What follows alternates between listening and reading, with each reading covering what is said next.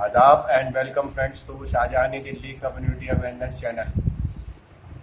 आपको सबको मालूम है मुल्क आज़ाद हुआ 15 अगस्त 1947 को और 26 जनवरी 1950 को भारत एक रिपब्लिक बना। हमने अपना कॉन्स्टिट्यूशन अडॉप्ट करा जिसके हिसाब से लेजिस्लेचर, एग्जीक्यूटिव और जुडिशरी ये तीन सुतून हैं डेमोक्रेसी के, जिसके ऊपर हमारा मुल्क चल रहा है। लेजिस्लेचर का काम है कानून बनाना, जिसे हम कानून साज असेंबली बोलते हैं, चाहे स्टेट असेंबली हो, लोकसभा हो, राज्यसभा हो, उसे कानून साज असेंबली बोलते हैं, जहाँ पे कानून बनाए जाते हैं।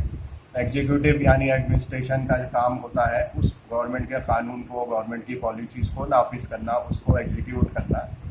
और जुडिशरी का काम ये है कि अगर लेजिस्लेचर ने कोई कानून बना दिया हो जो कॉन्स्टिट्यूशन की रूह के ख़िलाफ़ हो, कॉन्स्टिट्यूशन में जो राइट्स दिए गए हैं उसको हिट करता हो या कॉन्स्टिट्यूशन के हिसाब से सही ना हो, तो उसमें वो मुदाखलत करके और उसको कॉन्स्टिट्यूशन के हिसाब से अगर वो नहीं है कानून तो उसको रद्द भी कर देते हैं। और एग्जीक्यूटिव अगर उसको नाफिज करने में कुछ कोताही बरतती है या कुछ ज़्यादा जो है अपनी पावर इस्तेमाल कर लेती है जो अनलॉफुल होती है, तो उसको भी उनके ऑर्डर्स को स्ट्राइक डाउन करने का काम जुडिशरी करती है। तो ये तीनों के जो काम करने का तरीका है वो बिल्कुल अलग है। ये तीनों के काम आपस में कहीं इंटरफेयर नहीं करते, तीनों बिल्कुल इंडिपेंडेंस हैं, तीनों अपने अलग अलग काम करते हैं। अब CA NRC एक कानून बना दिया लेजिस्लेचर ने, जिसको लागू कर दिया, गवर्नमेंट ने उसे नोटिफाई कर दिया। अब एग्जीक्यूटिव का काम था उसको नाफिज करने का। इसी बीच जो है लोगों को प्रोटेस्ट शुरू हो गए। लोगों की कुछ धारणाएँ थी कि हमारे खिलाफ है, एक तबका या एक कम्युनिटी जो है अपने आप को इनसिक्योर फील कर रही थी कि गवर्नमेंट शायद उनको हरास करने के लिए, उनको परेशान करने के लिए आने वाले वक्त में उनके लिए परेशानियां खड़ी हो जाएंगी उनको अपनी सिटीजनशिप प्रूव करने में। तो उन्होंने उसके लिए सुप्रीम कोर्ट भी रुजू करा, सुप्रीम कोर्ट में भी पिटीशंस लगाई, सुप्रीम कोर्ट में वो पेंडिंग थी। सुप्रीम कोर्ट ने हालांकि CA को नाफिज करने में कोई रोक नहीं लगाई, कोई स्टे नहीं दिया, लेकिन केस वहाँ पे अभी भी पेंडिंग है। इस बीच में उनका जो राइट था सिटीजन्स का, जो कॉन्स्टिट्यूशन राइट देता है कि आप पीसफुली प्रोटेस्ट कर सकते हैं, प्रोटेस्ट करने के लिए असेंबल हो सकते हैं, तो उन्होंने अपना प्रोटेस्ट शुरू कर दिया। प्रोटेस्ट शुरू करने के लिए उन्होंने जगह चुनी शाहीन बाग में। वहाँ शुरू में कुछ औरतें थीं, कुछ वुमेन थीं जिन्होंने ये प्रोटेस्ट शुरू करा और उसका ये प्रोटेस्ट इतना लंबा हुआ, इसमें कुछ और लोग भी शामिल होते चले गए। फिर इसमें ये सोशल मीडिया का भी रोल रहा, तो ये पैन इंडिया फैल गया और शाहीन बाग पूरे इंडिया में क्या पूरी दुनिया में मशहूर हो गया। शाहीन बाग का प्रोटेस्ट था, लेकिन शुरुआत इसमें कुछ औरतों ने की थी और ये कहा जा रहा था कि ये औरतों का, वुमेन का प्रोटेस्ट है। लेकिन बाद में इसमें बहुत सारी चीज़ें आ गई। मैं आज वो डिस्कस नहीं कर रहा हूँ। मैं आज आपसे डिस्कस कर रहा हूँ कि जो सुप्रीम कोर्ट में एक एडवोकेट अमित साहनी है, उन्होंने एक अपील फाइल करी थी इस प्रोटेस्ट के खिलाफ, जो कि हाई कोर्ट ने ये कह के पहले पिटीशन डिस्पोज कर दी थी जो हाई कोर्ट में चल रही थी कि ये पुलिस का काम है, पुलिस लॉ एंड ऑर्डर को देखते हुए ये प्रोटेस्ट चलना चाहिए, नहीं चलना चाहिए, इनको हटाना चाहिए, नहीं हटाना चाहिए, ये पुलिस और एडमिनिस्ट्रेशन का काम है। तो सुप्रीम हाई कोर्ट ने, दिल्ली हाई कोर्ट ने वो इनकी पिटीशन जो है वो डिस्पोज कर दी थी। तो उसके खिलाफ उसमें ना एक स्पेशल अपील डाली थी सुप्रीम कोर्ट में, जिसका फैसला सुप्रीम कोर्ट ने अभी कल सुनाया है। ये पिटीशन तो एक तरीके से इन्फेक्चुअस हो गई थी, क्योंकि ये फरवरी में इन्होंने 2020 में पिटीशन डाली थी और मार्च में पेंडेमिक की वजह से, आप सबको मालूम है जब कोरोना पेंडेमिक फैला, तो उसकी वजह से प्रोटेस्टर्स ने ही खुद और पुलिस के साथ उनकी जो बात हुई, इन्होंने अपना आप वहाँ से अपने आप को हटा लिया था और प्रोटेस्ट ख़त्म हो गया था मार्च के अंदर, 25 मार्च के आसपास या उसके थोड़े दिन बाद ख़त्म हुआ था। तो एक तरीके से पिटीशन जो प्रोटेस्टर्स को हटाने वाली थी वो तो इन्फेक्चुअस हो गई थी, लेकिन सुप्रीम कोर्ट ने कहा कि हम इसमें एक चीज़ और देखना है कि ये जो राइट टू प्रोटेस्ट है वो ये भी देखना है कि दूसरे जो राइट टू कम्यूटर्स थे, कम्यूटर्स जो उस रोड पे चलने वाले लोग हैं, उनका राइट तो इन्फ्रिंज नहीं हो रहा था। और ये राइट पे हम कितनी इनको इजाज़त दे सकते हैं प्रोटेस्टर्स को, कितना लंबा ये प्रोटेस्ट चल सकता है, कितनी जगह ये घेर सकते हैं, तो उस चीज़ को देखने के लिए सुप्रीम कोर्ट ने इसकी समाअत करी और इसमें जो ऑर्डर दिया है, मैं उस ऑर्डर को आपके सामने आज डिस्कस करूँगा थोड़ा बहुत। ये अमित साहनी, मैंने आपको बताया, versus commissioner of police petition डाली गई थी और जस्टिस संजय किशन कौल, जस्टिस अनिरुद्ध बोस और जस्टिस कृष्ण मुरारी की ये बेंच थी जिसने ये डिसाइड किया है इस पिटीशन को। और उसमें उन्होंने बनाया है कि मोड, आप ये देखिए कि ठीक है, हमने ये प्रोटेस्ट करने का तरीका, सत्याग्रह करने का, धरना प्रदर्शन करने का तरीका हमने कहाँ से सीखा? ये सब हमने सीखा आज़ादी की लड़ाई से। आज़ादी की जब जद्दोजहद हो रही थी तो आज़ादी के मतवाले ब्रिटिश राज के हर कानून को, उनके हर ऑर्डर को, हर हुक्म की जो है हम उधूली करते थे और उसको हम अपना राइट समझते थे। और हम समझते थे अगर हम बगावत करेंगे अंग्रेज़ों के खिलाफ तो हमारी बहुत वाहवाही हो रही थी उस टाइम। तो जाहिर सी बात है, एक कॉलोनियल रूल था, एक हमारे ऊपर कोई काबिज़ बैठा हुआ था, उससे हमें अपनी आज़ादी चाहिए थी। तो हमें उसके हर कानून के, हर फैसले की, उसकी हर बात की हमें मुखालफत ही करनी थी, जिससे कि हमारा राइट जो है और ज़्यादा एजर्ट होता। तो वो कॉलोनियल पीरियड में जो ब्रिटिश के टाइम में हमारा धरना प्रदर्शन था, वो एक जो हमारे ऊपर हुक्मरान आके बैठा हुआ था, जिसने हमारी जगह पे कब्जा किया हुआ था, वो हमारी एक आज़ादी की जद्दोजहद थी। तो उसमें कानून तोड़ना बिल्कुल दुरुस्त माना जाता था। हमारे फ्रीडम फाइटर्स के नज़रिए से अगर देखा जाए तो बिल्कुल दुरुस्त था, क्योंकि हम अपनी लड़ाई लड़ रहे थे, जद्दोजहद कर रहे थे। लेकिन जैसे मैंने कहा 26 जनवरी 1950 को जब हम रिपब्लिक बन गए, हमने एक कॉन्स्टिट्यूशन अडॉप्ट कर लिया, तो कॉन्स्टिट्यूशन के हिसाब से हमारे राइट्स हैं, rights and duties goes together. अगर हमें कॉन्स्टिट्यूशन ने कुछ हुकूक दिए हैं, हमारे कुछ फंडामेंटल राइट्स हैं, तो उसके साथ हमारे ऊपर ड्यूटी भी आयद होती है। तो हम अपने राइट को जब इस्तेमाल करते हैं या राइट का हम इंजॉय करते हैं, तो हमें ये भी देखना चाहिए कि जब हमारे राइट को इंजॉय करने से किसी दूसरे का राइट तो इन्फ्रिंज नहीं हो रहा है। अब जैसे ये शाहीन बाग वाले लोग हैं, ये रोड पर बैठ गए थे, इन्होंने जो रोड नोएडा जाने वाला है और बहुत ही इम्पोर्टेंट रोड है, जो अपोलो हॉस्पिटल से कालिंदी कुंज होते हुए नोएडा को जोड़ता है, वहाँ पे अब बहुत ट्रैफिक भी चलता है। तो इन्होंने एक कैरेज वे बंद कर दिया और एक कैरेज वे को इन्होंने बिल्कुल बंद कर दिया और दूसरा कैरेज वे कहते हैं कि हमने खुला छोड़ दिया। तो दूसरा कैरेज वे खुला छोड़ने का मतलब ये है कि वहाँ से ट्रैफिक जाता है, लेकिन पुलिस ने लॉ एंड ऑर्डर की प्रॉब्लम को देखते हुए, कि जाहिर सी बात है कि एक जगह एक आदमी प्रोटेस्ट कर रहा है तो दूसरे को शरपसंद भी वहाँ से जब अगर दूसरे कैरेज वे से गाड़ी से गुजरते तो हो सकता है वो कुछ नारे लगा देते या कोई चीज़ इधर प्रोटेस्टर्स के ऊपर फेंक देते। तो प्रोटेस्टर्स की तरफ से जब रिपरकशन आता तो जाहिर सी बात है law and order problem create हो जाती, वहाँ झगड़ा होने का अंदेशा था। तो पुलिस ने आज खुद जो है दूसरा कैरेज वे पे भी ट्रैफिक को अलाउ नहीं करा और दूसरा कैरेज वे भी बंद कर दिया गया। तो प्रोटेस्टर्स का ये कहना कि हमने एक कैरेज वे खोला हुआ था, ये भी बिल्कुल गलत है। कैरेज वे आपको बंद करने का कोई हक नहीं था, आपको प्रोटेस्ट करना था। तो कोई प्रोटेस्ट की ऐसी साइड देते हैं कि जिससे दूसरों के राइट इन्फ्रिंज नहीं होते। आपको प्रोटेस्ट करने का हक आइन ने दिया है, लेकिन प्रोटेस्ट करने का हक देने के साथ ये भी है कि आपके ऊपर एक ड्यूटी कास्ट होती है कि आप किसी दूसरे सिटीज़न का राइट इन्फ्रिंज ना करें। तो कम्यूटर्स का जो राइट था वो वहाँ इन्फ्रिंज हुआ, फ्री मूवमेंट ऑफ ट्रैफिक था वो हैम्पर हुआ, जिसकी वजह से कोर्ट को इसमें इंटरफेयर करना पड़ा। कोर्ट ने इसके ऊपर अपना एक जजमेंट दे दिया है। कोर्ट ने ये कह दिया, इनको प्रोटेस्टर्स को तो उन्होंने एनक्रोचर के तक करार दे दिया। कोर्ट ने कहा है occupation of public ways, court ने उसे एनक्रोचमेंट टर्म किया है, is not acceptable and administration need to take action to keep areas clean of encroachment और ऑब्स्ट्रक्शंस। तो ये एडमिनिस्ट्रेशन की जिम्मेदारी थी कि बर वक्त उनको कार्रवाई करनी चाहिए थी, उनको प्रोटेस्ट को इतना लंबा नहीं होने देना चाहिए था। 1, 2, 4 दिन, हफ्ते भर बाद अगर उनको इस चीज़ का अंदाज़ा हो गया था कि प्रोटेस्ट इतना बढ़ता चला जा रहा है और ये अनएंडिंग पीरियड तक तो जो है आप किसी रोड को बंद नहीं कर सकते, आपका प्रोटेस्ट करने का राइट है, आप किसी रोड को बंद नहीं कर सकते थे। तो एडमिनिस्ट्रेशन को, पुलिस को चाहिए था कि उसमें कार्रवाई करते और इन प्रोटेस्टर्स को हटा देते। तो इतना लंबा मामला नहीं होता, ना किसी को कोर्ट जाने की ज़रूरत पड़ती, ना किसी को ये लगता कि किसी का राइट इन्फ्रिंज हुआ है। लेकिन ये पुलिस की भी लापरवाही रही और एडमिनिस्ट्रेशन की भी लापरवाही रही, क्योंकि ये पुलिस तो सीधे सीधे होम मिनिस्ट्री के अंडर में है। गवर्नमेंट ऑफ इंडिया की जो होम मिनिस्ट्री है सेंट्रल गवर्नमेंट की, उसके अंडर में है। तो पुलिस को और सेंट्रल गवर्नमेंट की जिम्मेदारी और लापरवाही रही, जो उन्होंने इसको प्रोटेस्ट को इतना लंबा लिंगर ऑन होने दिया, खिंचता चला गया और इन्होंने जो है ये नहीं देखा कि लोगों को परेशानी हो रही है और लोगों को कोर्ट जाना पड़ रहा है अपने राइट को एजर्ट करने के लिए। हालांकि अब ये रोड क्लियर हो गया है और उसके बाद अब ये ऑर्डर आया है, तो कोर्ट ने साफ तौर पे पूरी जिम्मेदारी लगाई है एडमिनिस्ट्रेशन की और पुलिस की, कि पुलिस इस बारे में देखे और पुलिस को देखना भी चाहिए था कि ये ऐसा क्यों हुआ है। और कोर्ट ने एक चीज़ बहुत इसमें इम्पोर्टेंट कही है, कोर्ट ने इसमें मेन ऑब्जर्वेशन ये दी है कि मैनर ऑफ डिसेंट, जो मैंने अभी डिक्लेयर कर आपको बता, मेन ऑब्जर्वेशन जो इसमें जजमेंट में रही है वो तो मैंने एक पहले आपको बता दी। Manner of dissent against colonial rule can not be equated with dissent in a self rule democracy. कि अब हमारी डेमोक्रेसी है, हमारा एक कॉन्स्टिट्यूशन है, कॉन्स्टिट्यूशन के हिसाब से सबका राइट है। प्रोटेस्टर्स का भी राइट था और जो कम्यूटर्स वहाँ पे रोड से गुजरना था उनका भी राइट था। तो कोर्ट ने कहा इस चीज़ का पूरा बैलेंस करार देना चाहिए था। Right to dissent in is there but with an obligation towards certain duties, right and duties goes together. किसी को अगर हमें हुकूक मिले तो हमारी जिम्मेदारी भी है, हमें उस जिम्मेदारी को भी समझना चाहिए था।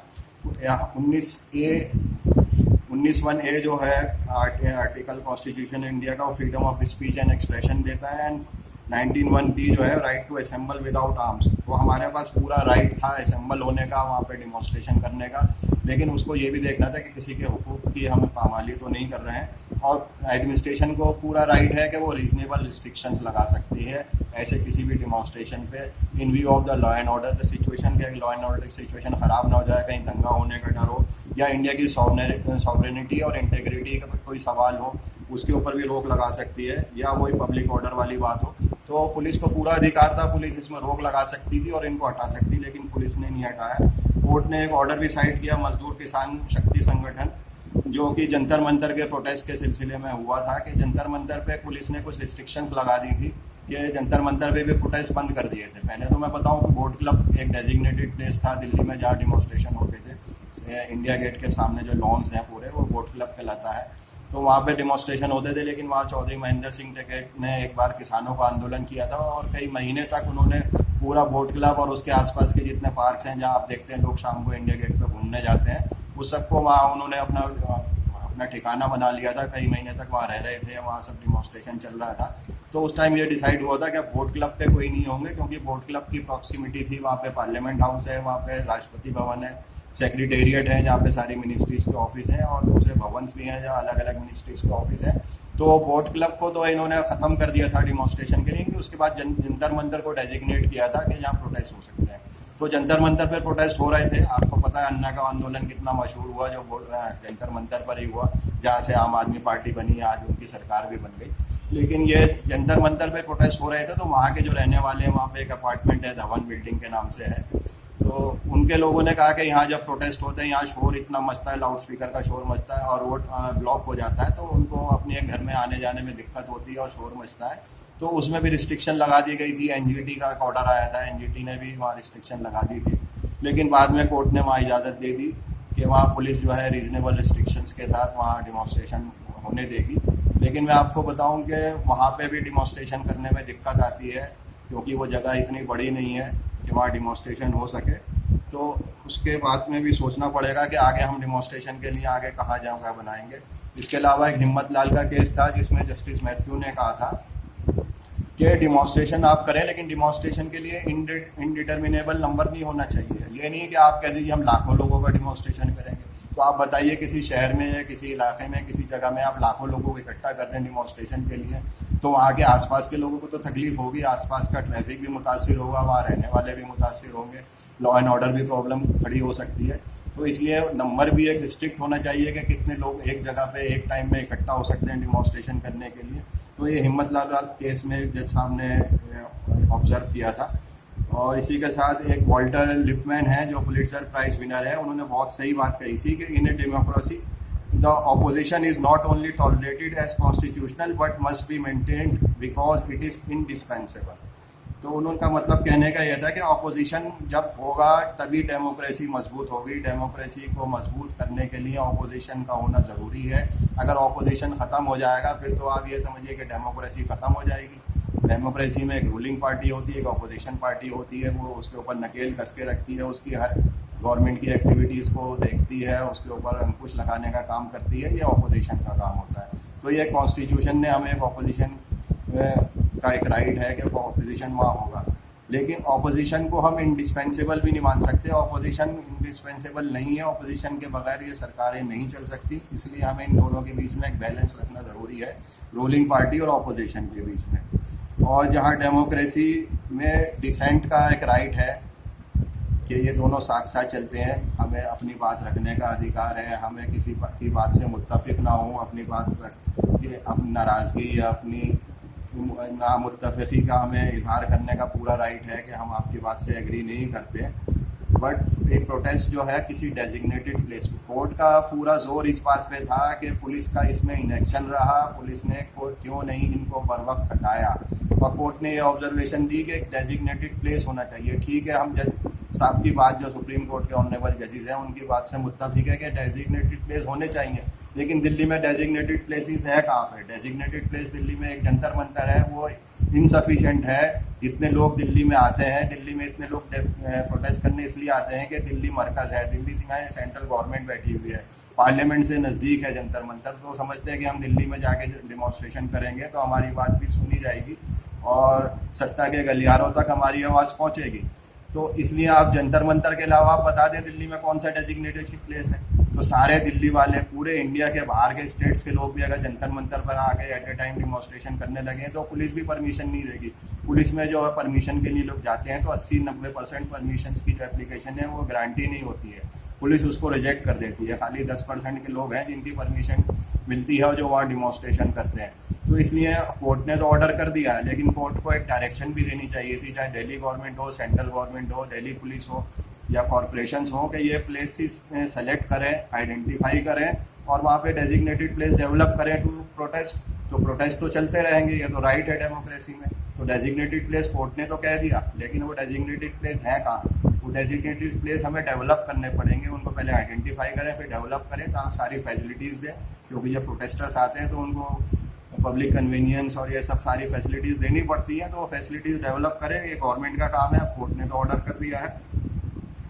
तो इस बात में यह है कि एडमिनिस्ट्रेशन की पूरी लापरवाही रही, पुलिस की लापरवाही रही। कोर्ट ने कहा कि ये एडमिनिस्ट्रेशन का काम था, इनको बर वक्त कार्रवाई करनी चाहिए थी और एडमिनिस्ट्रेशन और पुलिस को हर वक्त कोर्ट के ऑर्डर के पीछे छुपने का या इंतज़ार नहीं करना चाहिए कि हमें कोर्ट का ऑर्डर आ जाएगा हम तभी कार्रवाई करेंगे। कोर्ट के ऑर्डर की क्या ज़रूरत है? जब आपको कानून ने कोई राइट दे रखा है और आपको लॉ एंड ऑर्डर मेंटेन करने का आपका काम है और रोड को क्लियर कराने का भी आपका काम था, तो आपने बर वक्त उसको क्यों नहीं कराया? आप क्यों इंतज़ार करते रहे कि कोई आदमी कोर्ट में पिटीशन डालेगा, उसके बाद सुप्रीम कोर्ट का या हाई कोर्ट का ऑर्डर आएगा, उसके बाद आप कार्रवाई करेंगे?